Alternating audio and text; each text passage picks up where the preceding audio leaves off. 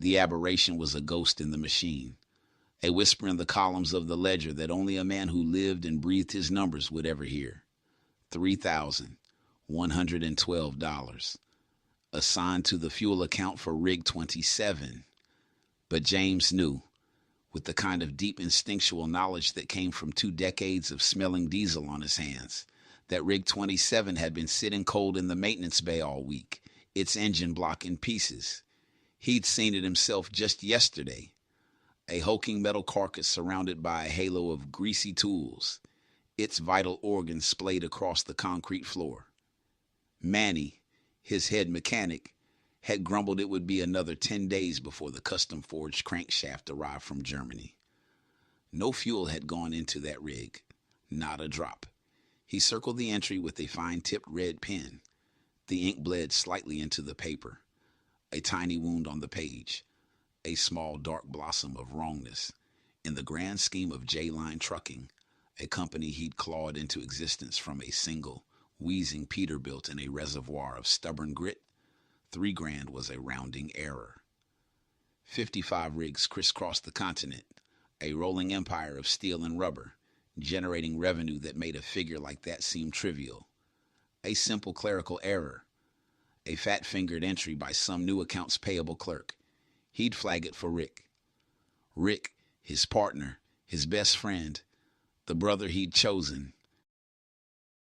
He could picture Rick now, leaning back in his ergonomic chair, a picture of effortless command, pushing his glasses up the bridge of his nose, and finding the source of the phantom charge in under 5 minutes. Rick was the numbers guy, the logistics wizard. He spoke the language of spreadsheets and profit margins as fluently as James spoke the language of torque and tire pressure. Rick kept the office humming while James kept the iron heart of the fleet beating. They were a perfect engine, balanced and powerful. He pushed the thought away, annoyed at himself for the flicker of unease, a cold little current in the otherwise warm river of their history. He remembered the early days, the two of them working 18-hour shifts, sharing lukewarm coffee from a thermos, their faces smudged with grease and exhaustion, their eyes bright with the insane fire of ambition. Rick had been the one to secure their first real loan, charming the skeptical bank manager with projections and figures that seemed like pure fantasy at the time, but which they had, against all odds, surpassed. He owed Rick everything. He trusted him implicitly. So why did this tiny red circle on a piece of paper feel like a splinter under his nail? The second sign was not in a ledger, but in the vast, quiet expanse of his own home. It was in the way Brenda moved through their shared spaces, like a stranger navigating an unfamiliar house. Her gaze, which for 20 years had been his harbor, now seemed to slide off him, finding purchase on the wall behind his head, the window looking out onto the manicured lawn, anywhere but on him. The easy rolling laughter that had been the score of their marriage, the sound that had once coaxed him home from the longest hauls, had been replaced by a silence that was not peaceful, but brittle, thin as ice on a winter puddle. It was a silence filled with unspoken things, with the ghosts of conversations that were no longer happening. When he reached for her, in the warm darkness of their bed, a gesture as natural to him as breathing, she would go rigid for a fraction of a second before feigning a deep, sudden sleep, or murmuring about a headache. The rigidity was the tell. It was a microscopic, involuntary recoil, but it was there, a physical manifestation of the chasm that was opening between them. He told himself it was the pressure. The business was in a growth spurt, and success was a demanding mistress. He was in his 50s. The days were long, the stress immense. He brought the scent of the road home with him, a faint, permanent perfume of diesel, road dust, and machinery that clung to him, a perfume of his trade that no amount of soap could fully erase. Maybe she was just weary of it all, weary of playing second fiddle to a fleet of trucks, weary of a husband whose thoughts were always, at some level, on a breakdown in Nebraska or a blizzard in the Rockies. It was a plausible story, one he told himself over and over, trying to patch the cracks that were appearing in the foundation of his life. He tried to bridge the growing chasm one evening, over a dinner of grilled salmon she'd prepared but barely touched. The fork moved the food around her plate, a meaningless ballet of celery root puree and wilted spinach. The house was too quiet. He could hear the hum of the sub-zero refrigerator, the distant tick of the grandfather clock in the hall, sounds he'd never noticed when the space was filled with their life. "Everything all right, Bran? You seem a world away." His voice sounded loud in the dining room, a space that once rang with conversation and the clinking of glasses. She manufactured a smile. It was a flawless piece of engineering, a perfect replica of the real thing, but it didn't reach her eyes. Her eyes, the warm brown pools he had once felt he could drown in, were shuttered and distant. "Just tired, honey. Long week." She stood, collecting his plate along with her own nearly full one. The scrape of her chair on the hardwood floor was grating. "I think I'll go up and read for a bit." And just like that, the drawbridge was up. The conversation was over. He was left alone with the lingering scent of lemon and the profound, echoing silence. He sat there for a long time, staring at the empty space she had occupied, feeling a loneliness so acute it was a physical ache in his chest. The phantom in the ledger returned, bolder this time. $5,200, miscategorized as a bulk tire purchase for the Chicago depot. He knew for a fact their tire contract was with a supplier in Akron, and all billing was centralized through the main office. Then a cascade of smaller amounts, a few hundred here, 1,000 there, all disguised as routine maintenance expenses, toll road reconciliations, driver per diems for ghost trips, a trail of digital breadcrumbs leading nowhere. Each one, on its own, was explainable. A clerical mistake, a system glitch. But together, they formed a pattern, a constellation of wrongness that made the hair on his arms stand up. He printed the reports, the pages worn from the laser printer, and laid them out on his massive oak desk. He traced the lines with his finger, the numbers blurring. This wasn't carelessness. This felt deliberate. This felt like theft.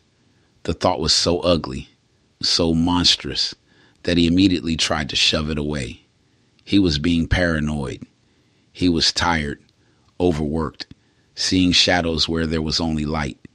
He gathered the papers, the knot in his stomach tighter than before, and walked down the polished hallway to Rick's office. Rick, ever the picture of relaxed confidence, was on the phone, laughing about a golf score. He leaned back in his supple leather chair, one hand behind his head, the picture of a man without a care in the world. He saw James in the doorway and motioned him in with a wave, finishing his call with a breezy, "Yeah, talk soon, Bill." He hung up and swiveled to face James, his smile wide and welcoming. "Jimmy, my man, what's got you looking like you just audited your own tax return?" James didn't smile back. He laid the printouts on the polished surface of Rick's desk. "Found some more weirdness, Rick. This tire purchase in Chicago. And these maintenance charges. They don't add up." Rick picked up the top sheet, glanced at it for a moment, and then laughed. It wasn't a small chuckle. It was a deep, booming laugh that filled the office. He got up, walked around the desk, and clapped James on the shoulder with a reassuring thud. "Jimmy, my man, you're burning out, staring at spreadsheets until you're seeing ghosts. That's my job, remember? You handle the iron, I handle the ink. You're a trucker, not an accountant." The words, meant to be reassuring, landed with a condescending thud. A trucker, not an accountant. He gestured for James to sit in one of the plush visitors' chairs, then swiveled back to his own monitor, his fingers flying across the keyboard with a speed that always faintly impressed James. "Let me show you. We switched to a new consolidated billing system with the fuel card provider 2 months ago. It's more efficient long term, but it creates these weird sub-account reconciliations in the short term. The system bundles charges and then reassigns them to the parent accounts. It looks like a new charge, but it's just a back-end transfer. See? He pointed to a screen filled with nested folders and convoluted journal entries, a dizzying maze of numbers and acronyms. It was a plausible explanation. It was also completely indecipherable. James, who could diagnose a faulty injector by sound alone from 50 yards away, felt his eyes glaze over just as Rick predicted. He felt a wave of inadequacy wash over him. Rick was right. He was just a trucker. He nodded, pretending to understand, feeling the cold weight of foolishness settle on him. See? Nothing to worry about, Rick said, leaning back again. The picture of magnanimity. Just the growing pains of a more sophisticated system. Now, stop worrying about my job and go figure out how we're going to get that shipment of medical supplies through the pass if that blizzard hits Colorado. He trusted Rick. He trusted him with his dream, with his company, with his life. So why did this feel like a magic trick? Why did he feel like the mark, the slow-witted member of the audience being shown a flurry of movement to distract from the sleight of hand? He walked back to his own office, the printouts feeling heavy and useless in his hand. He tossed them in the trash, but he couldn't toss away the feeling. The seed of doubt, once sown, put down roots. It was a black invasive vine that began to creep into every corner of his life, tainting everything it touched. He started noticing things, small things, the kind of things that make a man question his own sanity. The way Brenda's phone, which she used to leave face up on the kitchen island, was now always screened down on the counter. The way she would suddenly end a call, her voice dropping to a whisper, if he walked into the room. One afternoon, he came home early and overheard her on the patio, her voice low and intimate. No, he has no idea, she'd murmured, followed by a soft laugh. When she saw him through the glass door, her face paled, and she quickly ended the call. Just my sister, she had said, a little too quickly. Planning a surprise for Mom's birthday. It was a perfect lie, but her hands were trembling. Then there was the sudden halt in a conversation when he entered Rick's office, followed by an overly casual, "Hey, Jimmy, just talking about the game last night." But Rick was a die-hard Cowboys fan, and the man he was talking to, the company's external auditor, was a notorious Eagles fanatic. They wouldn't be just talking about the game. They'd be at each other's throats. And the way they'd exchange a glance, a flicker of something too quick to name, a shared current of understanding that passed between them and left him on the outside. It felt like a shared secret in a language he didn't speak. He felt paranoid, a jealous fool building a conspiracy out of thin air. He was tired. He was stressed. His wife was distant. His best friend was running a multi-million-dollar operation. Of course, there were things he wasn't privy to. But the small things kept piling up, a steady, quiet accumulation, becoming a mountain of silent alarms. That's when the idea for the new security system formed. It began as a flicker of an ugly thought, a desperate need to see what he couldn't see, to hear what was being whispered when he wasn't there. He pitched it to Brenda as a logical modern upgrade, a sensible investment in their safety. It's a full smart home integration, Bren, he explained one evening, spreading the glossy brochure on the kitchen island, its pages filled with smiling, secure families. We can control the thermostat, the lights, the locks, all from an app. And the security is state-of-the-art, total peace of mind. He made a show of pointing out the positions for the sleek, obvious cameras on the exterior corners of their sprawling brick home, under the eaves, and one pointed down the long, curving driveway. She'd been enthusiastic, praising his foresight. "Oh, that's a great idea, James. With you traveling so much, it would make me feel so much safer." The irony was a bitter pill in his throat. He didn't mention the other cameras, the ones he'd ordered from a specialized online store based in Tel Aviv, shipped to a private P.O. box he'd rented under a false name. They were tiny, sophisticated, and utterly invisible to the casual eye. The one that looked like a generic smoke detector, which he installed himself late one night on a stepladder in the vaulted ceiling of the living room, his heart pounding with a mixture of guilt and grim determination. The one disguised as a dual-port USB charging block, which he plugged into a wall outlet in his home office. The one with the perfect unobstructed view of his desk and chair. The one that was a tiny, innocuous lens hidden in the black plastic of the digital alarm clock he bought to replace the perfectly good one on the nightstand in their master bedroom. They were silent witnesses, their feeds streaming directly to a secure, encrypted cloud server he could access from anywhere on the planet with an internet connection. The act of installing them made him feel sick, like a trespasser in his own life, a spy in the ruins of his own marriage. He was violating a trust he wasn't even sure existed anymore, and the duplicity of it gnawed at him.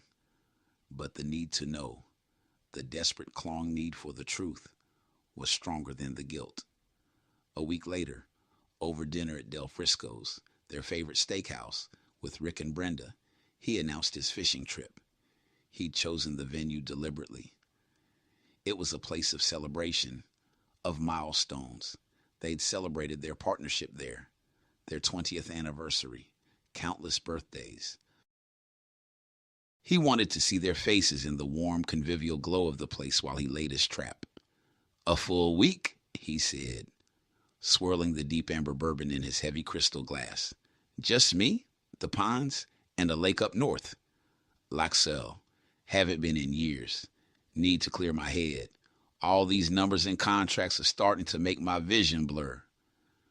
Rick let out a booming laugh, the sound echoing in the bustling restaurant. He raised his own glass, a fine Cabernet, in a toast. "It's about damn time.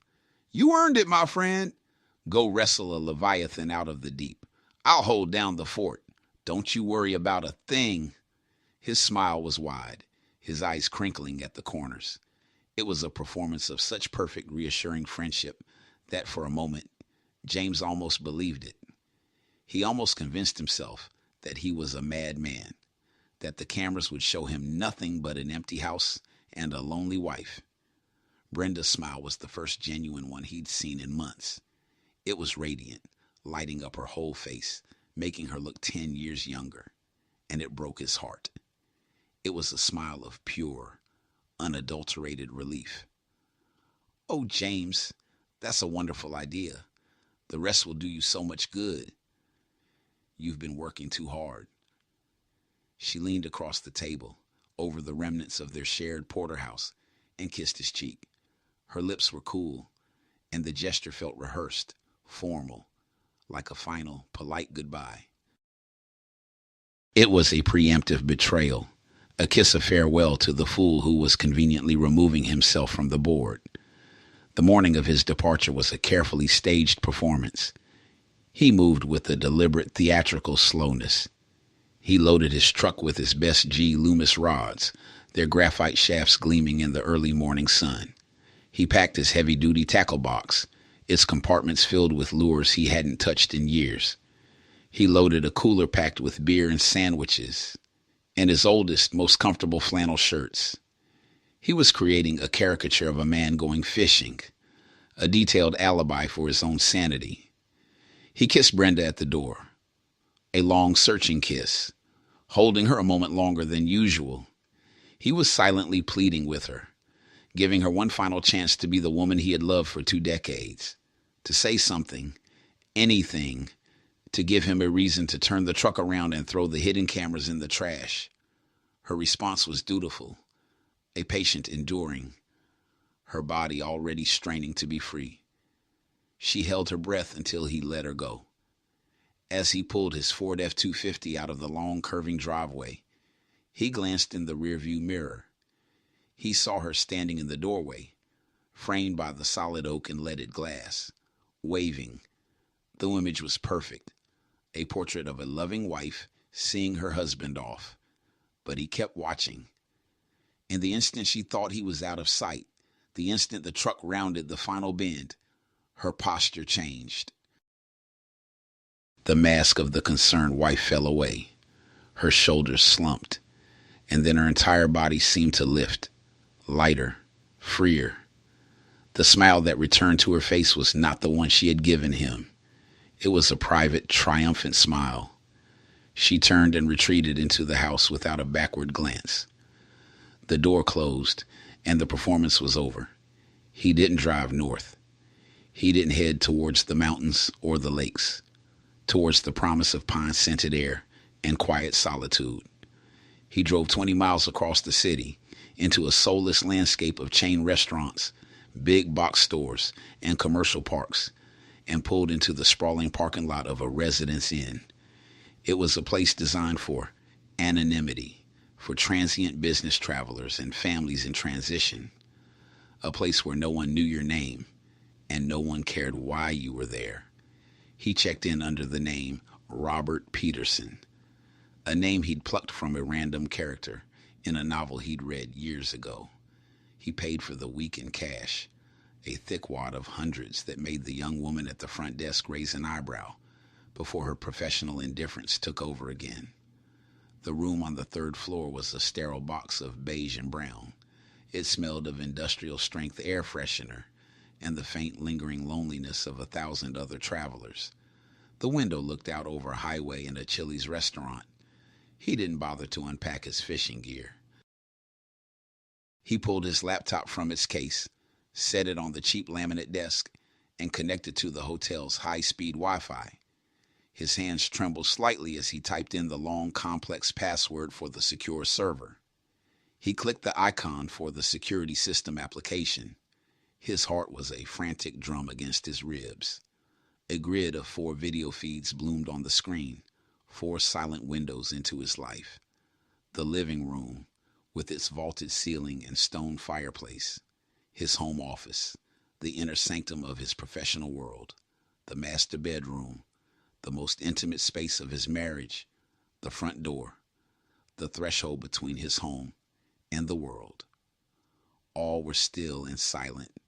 His house, his sanctuary, was now a set, and he was the unwilling audience. He watched for an hour as Brenda moved through the frame of the bedroom camera, pulling clothes from her side of the closet. A knot of dread and a desperate, pathetic sliver of hope tightened in his chest.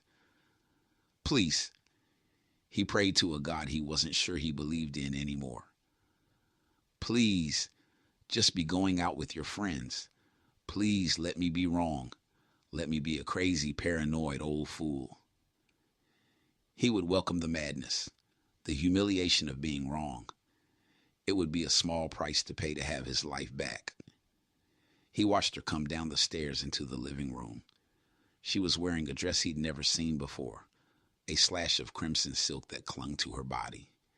It was low-cut, aggressive, a declaration. It was not a dress for a casual dinner with girlfriends. It was a dress for a lover. The blood drained from his face, a cold tide receding, leaving him chilled and numb. She checked her reflection in the dark screen of the 80-inch television he'd bought them for Christmas, turning this way and that, a small predatory smile touching her lips. She looked beautiful. She looked like a stranger. And then the doorbell chimed. A tinny digital sound through his laptop speakers that felt like a death knell. His screen was split, showing the feed from the front door camera alongside the living room. He watched her walk to the door, her hips swaying in the red silk. He watched her open it. The dread in his chest, which had been a churning, nauseous thing, instantly solidified into a block of solid ice that stopped his breath. It was Rick. He was holding a bottle of Dom Perignon, a celebratory grin already on his face, looking not like a visitor, but like a man coming home. James forgot how to breathe. The air in the stale hotel room seemed to turn to poison. He watched, a spectator in a nightmare, as Rick stepped over the threshold and Brenda shut the door behind him. Rick didn't waste a second. He dropped the bottle onto the entryway table with a careless thud, pushed her back against the solid oak of the door, and tangled his hands in her hair. His mouth crashed down on hers, a kiss not of affection, but of brutal, starving ownership. It was a kiss that said, "You are mine.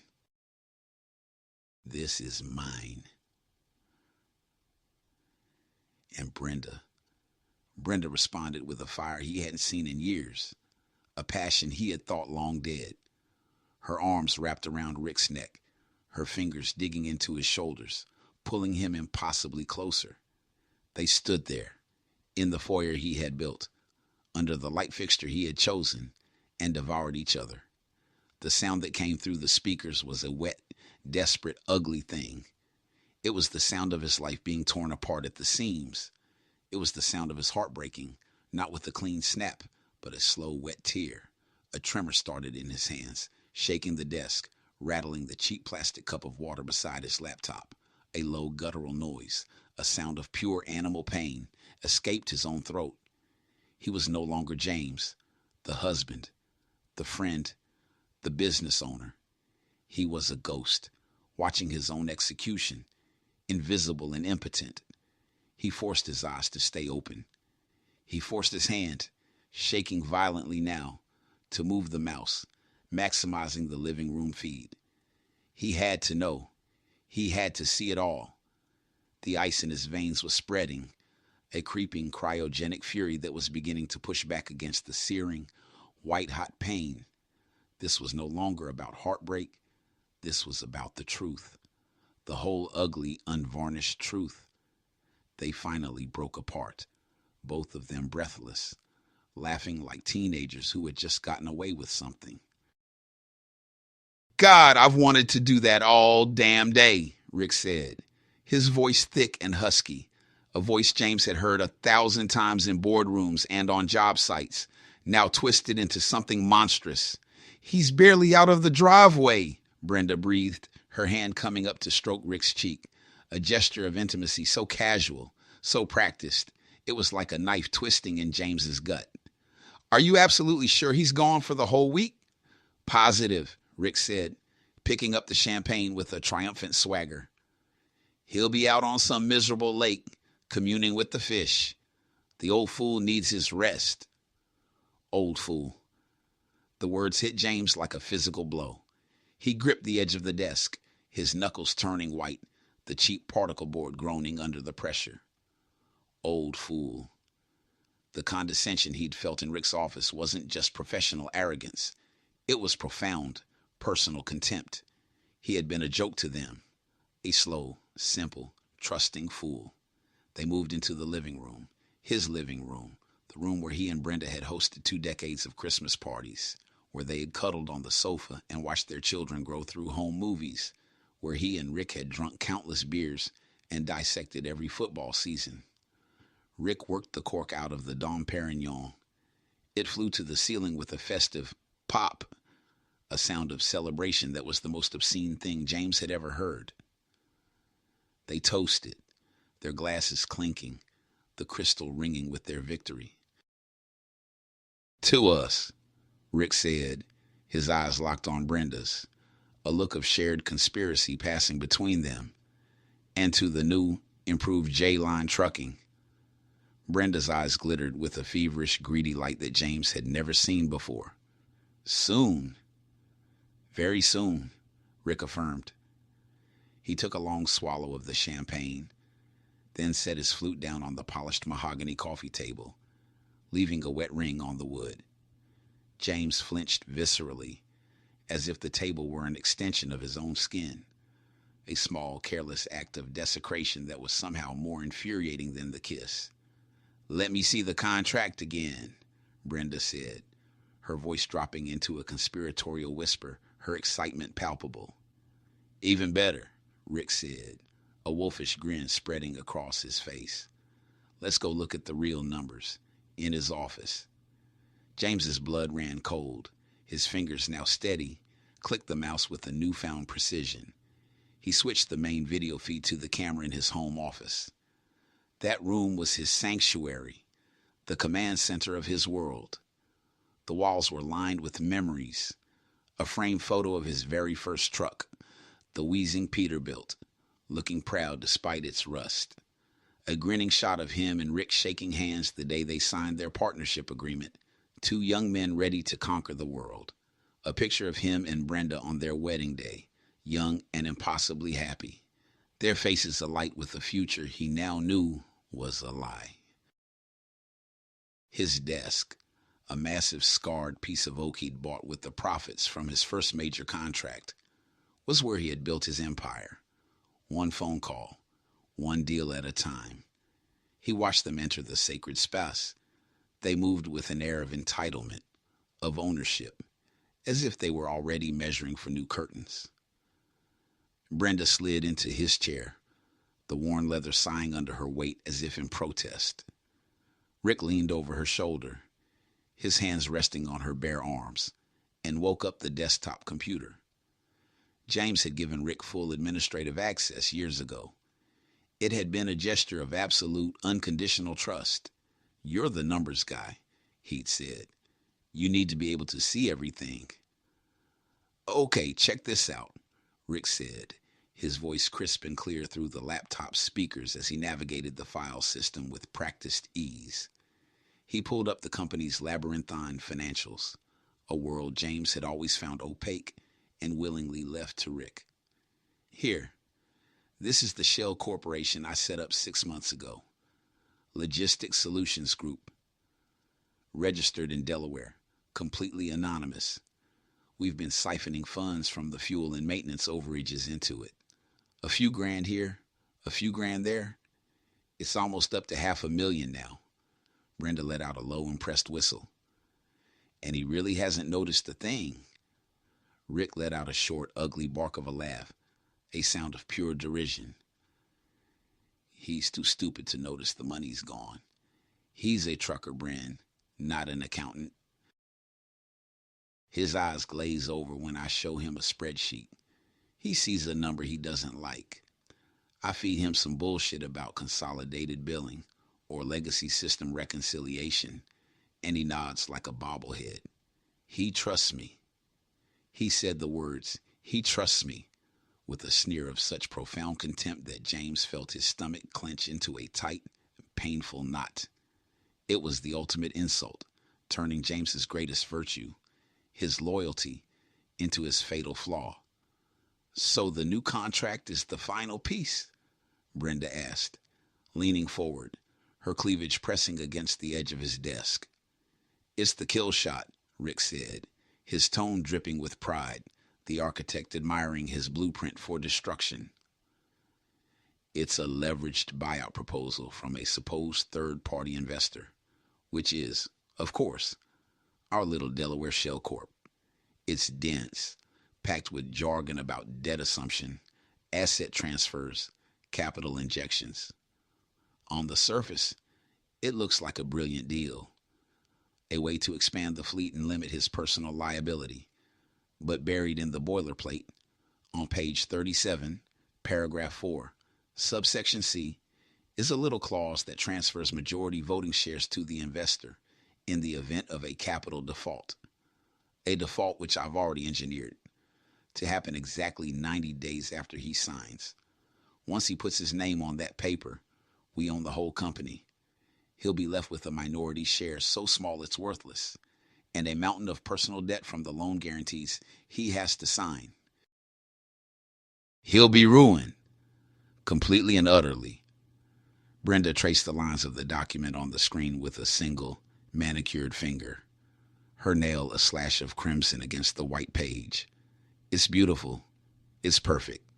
He'll sign it the day he gets back, won't he? He'll be so relaxed from his trip." "Like a lamb to the slaughter," Rick murmured, leaning down to kiss the back of her neck. "And then, all of this," he gestured around the office, at the photos, the awards, the physical manifestation of James's life's work, "is ours. The house, the company, the money, everything." James sat back in the cheap hotel chair. The light from the laptop screen cast a ghoulish glow on his face, illuminating a man he no longer recognized. The heartbroken husband had died in the last hour. The betrayed friend had bled out on the floor of this sterile, anonymous room. In their place stood something new, something cold, hard, and terrifyingly patient. He looked at the two figures on his screen, the traitors in his sanctuary, laughing and plotting his complete destruction, and he no longer felt pain. He felt a profound, chilling clarity, a focus as sharp and narrow as a razor's edge. They thought he was a stupid trucker, a gullible old fool, a bobblehead. They had fatally underestimated the man who had built the empire they were trying to steal. He reached for his phone, his movements now deliberate, precise, and steady. He didn't call the house. He didn't call Rick. He scrolled through his contacts, his thumb moving with unnerving calmness, and found the number for his lawyer. "Arthur," he said, his voice a flat, dead thing, devoid of any discernible emotion, a voice he didn't recognize as his own. "It's James. We have a problem." "No, I'm fine. I need you to clear your entire schedule for the next week. And Arthur, I need you to be very, very quiet about it."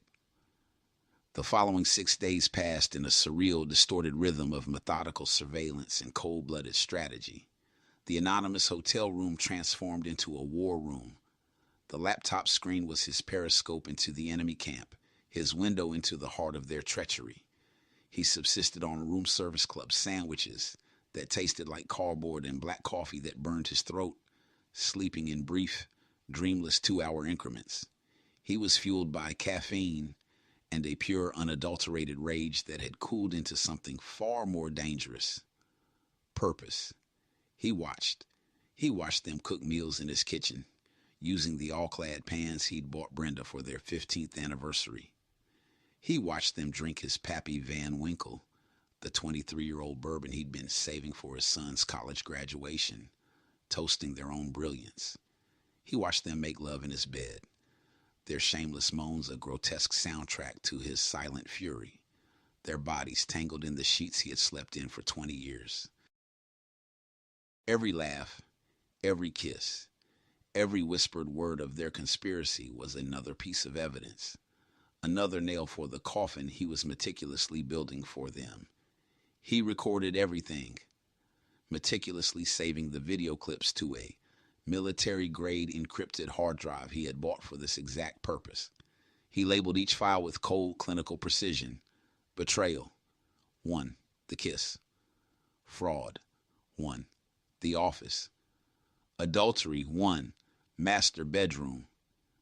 He was no longer a man watching his life fall apart. He was an archivist of their damnation, the curator of their downfall. The hours on the phone with Arthur Goodman were the only respite from the screen. Arthur was a shark in a $5,000 Brioni suit, a man whose placid, almost sleepy demeanor concealed a killer instinct for legal warfare. James had emailed him the footage from the first night, password protected and encrypted. Arthur had called back within the hour, his usually unflappable voice an awed whisper. "James, it's Shakespearean. It's biblical. The sheer unmitigated gall of these people. This isn't just a slam dunk divorce case. This is grand larceny, wire fraud, conspiracy to defraud. My God, Rick is going to prison for a very, very long time. We could probably bring RICO charges." "I don't want them to have a hint of it, Arthur," James had instructed, his voice a low monotone that gave his lawyer pause. "I want them fat and happy. I want them to think they have won. I want them to be popping another bottle of champagne when the axe falls." "Consider it done," Arthur had replied, a note of grim professional satisfaction in his voice. "We'll let them walk right up to the gallows, smiling and waving. We'll let them tie their own nooses." On the third day of his vigil, a day he now thought of as the liquidation, James opened a new browser window and logged into their joint bank accounts. The primary savings account held over $200,000, money they had diligently saved for a complete kitchen remodel Brenda had been designing for months, showing him layouts and tile samples with a feigned enthusiasm that now made his stomach turn. The primary checking account held another $50,000, the liquid cash of their life. He scrolled through the recent transactions with a detached forensic interest. A $2,000 charge from Neiman Marcus for the red dress. A $500 charge at a high-end lingerie boutique called La Perla. An $800 charge from Del Frisco's, the steakhouse where they'd celebrated his departure. His money. He felt a flicker of something, not anger, but a cold, detached curiosity at their breathtaking audacity. He methodically initiated the transfers. He moved every single penny from their joint life, from every account that bore both their names, into a new private account he had opened that morning with a single phone call to his private banker, an account Brenda didn't know existed. The process took less than 5 minutes. He clicked confirm, and 2 decades of shared financial history vanished into the digital ether. He felt nothing but a clean, sharp sense of severance, like a surgeon making a necessary amputation. Later that afternoon, he watched Brenda on the living room camera, lounging on the couch, her feet propped up on his coffee table, scrolling on her iPad. He saw her frown, tap the screen a few times, then sit up straight. He heard her call out, her voice laced with the casual irritation of the very rich. "Rick, honey, my call was just a client trying to buy those boots I wanted from Net-a-Porter." Rick's voice floated back from the kitchen, where he was apparently making himself a sandwich. Probably the fraud alert again. "You've been on a spree. Don't worry about it. Just use mine for now. We'll sort it out later." The arrogance was breathtaking. The certainty of their position was absolute. It never even occurred to them that the well might have run dry, that the old fool might have cut the strings from his remote, lonely perch. They were so convinced of his stupidity that any other explanation was simply impossible. On day 5, Arthur called with a final status report. Everything was in place. A forensic accounting team, authorized remotely by James and armed with the precise information he'd provided about the Shell Corporation and the nature of the fraudulent entries, had conducted a security audit of J-Line servers in the dead of night. They had found the Delaware Shell Corporation, Logistics Solutions Group. They had traced the fraudulent transfers, every last dollar. They had flagged every doctored invoice and falsified maintenance report Rick had created over the past 6 months. They had everything. The civil lawsuit was drafted, a 150-page document that read like a corporate horror story, detailing a systematic campaign of fraud and embezzlement. The divorce papers were drawn up, citing adultery and criminal conspiracy, with a petition that Brenda be denied any and all marital assets due to her active participation in a scheme to defraud her husband. A private process server, a burly ex-cop named Sal, was on 24-hour standby. "The contract Rick drafted is a masterpiece of malevolence," Arthur told him, his voice humming with a lawyer's admiration for a well-crafted piece of evil. "But your friend got greedy, James. He made a rookie mistake. In order to maximize the value of the assets he was transferring to his shell company on paper, he backdated some of the equipment valuations to take advantage of a since-closed tax loophole. That, my friend, is a federal offense. Tax fraud. He wasn't just stealing from you. He was stealing from Uncle Sam. And Uncle Sam does not have a sense of humor. He's not just going to be sued into oblivion. He's going to be indicted." A thin, cruel, unfamiliar smile touched James's lips for the first time in a week. Good. He spent the last day of his self-imposed exile not watching the live feed, but editing. He sat in the dim, stale air of the hotel room, the glow of the screen reflecting in his deadened eyes, and became a filmmaker. He dragged and dropped the clips into a video editing timeline with a steady hand. This was his story to tell now, and he would tell it perfectly. He chose the opening shot with care, Rick and Brenda in the foyer, The brutal, hungry kiss, raw and undeniable. He let it play for an uncomfortably long time before cutting to the scene in his office. He made sure the audio was perfectly clear, boosting the volume on Rick's voice as it boomed with contemptuous confidence. He's too stupid to notice the money is gone. Once he signs this, we'll own the whole company. He intercut clips of them toasting with his best scotch, of them laughing on his couch, of them sprawled in his bed, tangled in the sheets where he had once sought comfort. He wove their words and their actions into an irrefutable 7-minute tapestry of their treachery. It was his closing argument, delivered not to a jury, but to the defendants themselves. He rendered the file, saved it to a small silver USB stick, and dropped it into his pocket. It felt heavy, a sliver of pure concentrated vengeance. He was scheduled to return on Saturday afternoon. He decided to accelerate the timeline. There was no more information to gather. There was only the verdict to be delivered.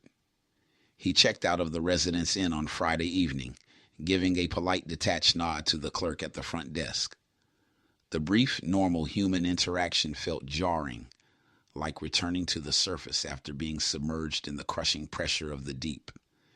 He climbed into his truck and began the drive home. He drove not as a husband returning from a vacation, but as a conquering general returning to a captured city to dispense his own brutal form of justice. The familiar streets of his own neighborhood looked alien, the manicured lawns and stately brick houses like a movie set for a life that was no longer his. Every home seemed to be filled with light and laughter, a stark contrast to the cold darkness that had taken root inside him. He turned into his driveway. Rick's gleaming black BMW was parked behind Brenda's Lexus, nestled close as if they belonged together. Perfect. He could hear the faint, rhythmic thump of music pulsing from within the house. They were having a party for two, a celebration of their imminent victory. He killed the engine and sat for a moment in the sudden silence, the sound of his own breathing loud in his ears. He slid his key into the lock, turning it with the practiced silence of a cat burglar. The house smelled of expensive perfume, Brenda's new signature scent, he presumed, champagne and betrayal. He stepped into the foyer, his work boots silent on the marble tile, and stood on the very spot where he had watched his world collapse on a laptop screen a lifetime ago. They were in the living room, just as he had hoped. The music was loud, a bottle of Cristal, an upgrade from the Dom, a celebration of a deal not yet closed, was chilling in an ice bucket on the coffee table, and they were dancing. Brenda, barefoot and radiant in another new dress, a shimmering sheath of silver, was in Rick's arms, her head thrown back in a peal of unrestrained, joyous laughter. Rick spun her around, his face flushed with alcohol and triumph. They looked ecstatic, victorious. They were dancing on the grave of his life, celebrating the future they had stolen. They didn't see him at first. He stood in the archway connecting the foyer and the living room, a silent, unmoving specter at their feast, a ghost returned from the wilderness. Then, during a turn, Brenda's eyes flickered past Rick's shoulder and found him. Her laughter choked and died in her throat. Her body went rigid, her face slackening with pure, uncomprehending shock. "James!" she gasped, her hands flying up to push away from Rick's chest as if he were suddenly electrified. You're home." "You're early." Rick froze mid-step, his euphoric smile collapsing like a building being demolished. He spun around, his eyes wide, darting from James's stony, unreadable face to Brenda's panicked one. "Jimmy! Hey, man! You're back!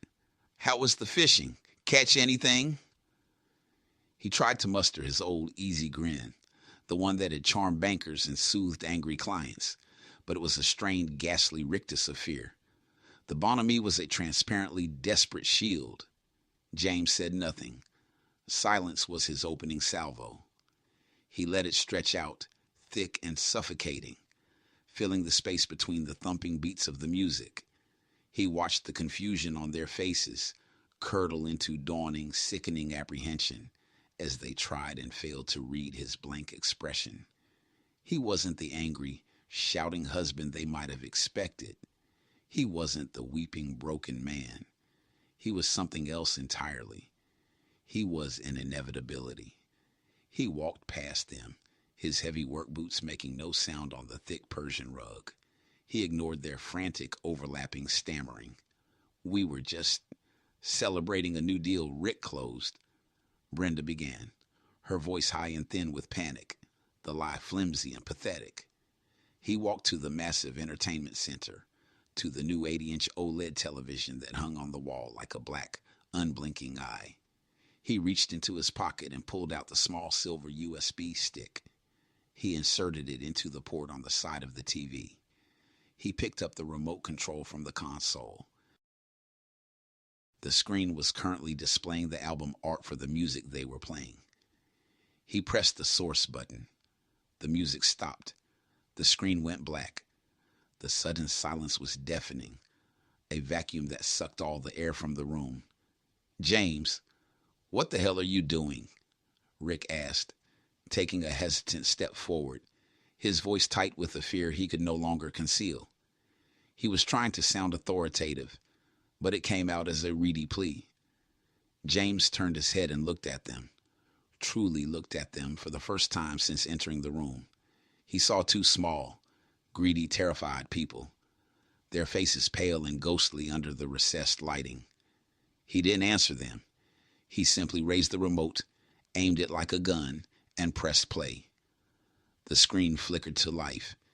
The image was sharp, clear, and horrifyingly familiar. It was the view from the front door camera, their foyer. And there they were, a week ago, Rick pressing Brenda against the door. The sound, amplified by the state-of-the-art surround sound system he had so carefully installed, filled the room with a grotesque intimacy. The wet, ugly sound of their kiss was everywhere, a pornographic echo in the silent room. Brenda made a choked, strangled sound and slapped a hand over her mouth, her eyes wide with horror. Rick's face, which had been pale, turned a waxy ashen gray. "James, what is this? Turn it off. Turn it off now." James remained motionless, his face a granite mask. The scene on the television cut abruptly. Now it was the view from his office.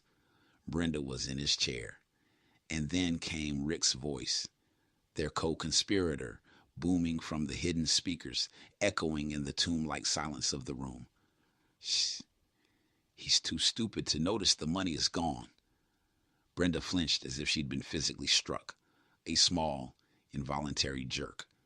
Rick looked like he was going to vomit right there on the expensive rug. "Once he signs this, we'll own the whole company." The scene changed again.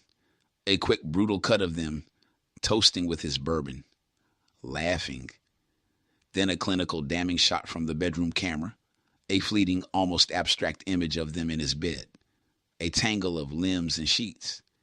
Every treacherous word, every deceitful act, played out in 4K high definition, larger than life, undeniable. The 7-minute film was an eternity of judgment. When the screen finally went black again, the silence that rushed in to fill the void was absolute, profound, and final. It was the silence of a grave. Brenda was sobbing openly, great, gulping ugly sobs that shook her entire body. Rick stood frozen, his mouth agape, his face a portrait of utter, spectacular ruin. They had been exposed, flayed, their rotten cores laid bare for judgment not by a stranger, but by the old fool himself. James finally spoke. His voice was quiet, almost a whisper, but it cut through the room like a shard of ice. "Get out!"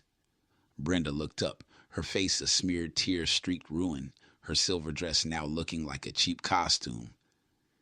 "James, please, I can explain. It wasn't what it looks like.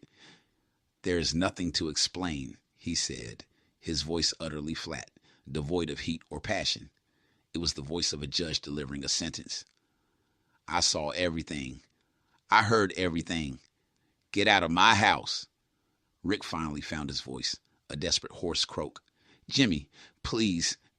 Buddy, we can fix this. I can fix this. The money, I can put it back. We can tear up the contract. We can fix this. No, you can't fix this, Rick, James said, turning his cold, dead eyes on the man he once called his brother. The use of Rick instead of Jimmy was a deliberate final severance. You're fired. Your access to all company systems, your email, your key card was revoked an hour ago. By Monday morning, a courier will deliver a lawsuit to your door for fraud, embezzlement, and conspiracy. My lawyer seems confident that you'll be trading that BMW for a prison bus. He was particularly interested in the backdated valuations. Tax fraud, I believe he called it. Rick stared, his mind visibly collapsing under the weight of his new reality. The words tax fraud seemed to land like a physical blow, sucking the last bit of fight out of him. James then turned his gaze to his wife, the woman he had loved for more than half his life. He searched himself for any feeling, pity, anger, sadness, and found nothing. The love had been so thoroughly burned out of him that not even ash remained. He reached into the inner pocket of his jacket and pulled out a thick, folded set of documents. He tossed them onto the coffee table, where they landed next to the sweating bottle of Cristal. The soft thud was a sound of finality. Those are for you, Brenda, he said, his voice as cold and empty as a winter sky. Divorce papers. Consider yourself served. Your credit cards have been canceled. The money from our joint accounts is gone. You will leave this house with your purse and the clothes on your back, and nothing else. My lawyer advises me that given your direct complicity in a criminal enterprise against me, you will not be entitled to a single penny of what you tried to steal. She stared at the papers, then back at his implacable face, her expression a kaleidoscope of disbelief, horror, and dawning despair. James, no. 20 years. Our life. 20 years built on a lie, it seems, he said calmly. He walked to the front door and pulled it open, letting the cool, indifferent night air wash into the room, cleansing the stench of their presence. I will give you 5 minutes to gather any personal effects you can carry. Your car keys are on the hall table. After that, I will be calling the police to have you both removed for trespassing. He waited by the open door, a silent sentinel. Rick, the master manipulator, the puppeteer, the man who had laughed at his stupidity, was utterly broken. He stumbled toward the door like a man twice his age, his eyes vacant, his movements clumsy. He didn't even glance at Brenda. He was an animal escaping a trap, concerned only with his own survival. He disappeared into the night without another word. Brenda stood shaking for a long moment, then let out a raw animal wail of pure anguish and bolted up the stairs, her sobs echoing down the grand staircase. James stood by the door, listening to her frantic, clumsy movements above, the sound of drawers being pulled open, of objects being dropped. He felt no satisfaction, no joy, no triumph, just a vast, hollow, echoing emptiness. He had won. He had taken back his company. He had taken back his house. He had executed his revenge with flawless, surgical precision. A few minutes later, Brenda came scurrying down the stairs, clutching a designer handbag and a small jewelry box, her face swollen and unrecognizable. She refused to look at him as she hurried past him and out into the darkness, a queen cast out of her kingdom into a world where she had nothing. He closed the heavy oak door. The click of the deadbolt echoed in the sudden, profound silence.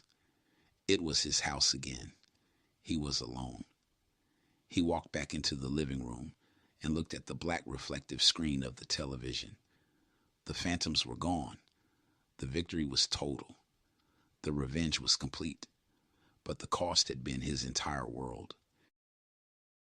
He stood there for a very long time, the undisputed king of his ruined kingdom, listening only to the sound of his own breathing in the quiet dark.